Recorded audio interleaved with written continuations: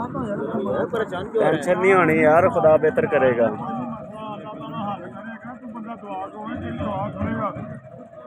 दुआ करो, खुदा बेहतर करेगा सब वास्ते, टेंशन ना लो।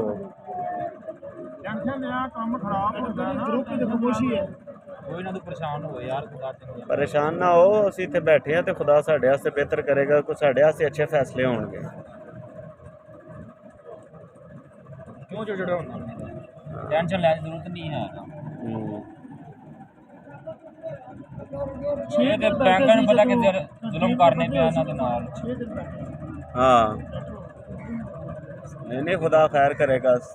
मैं कहा साडा ईमान खुदा ते जरूर साडे वास्ते। बैंक वाले जुल्म करते पे ने इंसानां दे नाल।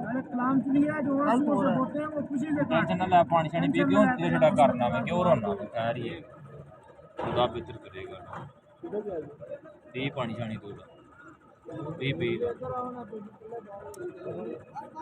भाई इधर आओ, अपन लोग उधर ही जाएंगे, मुझे किस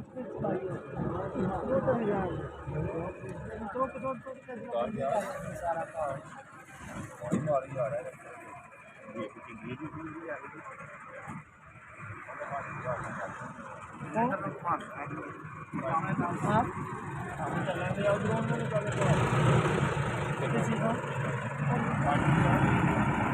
हाँ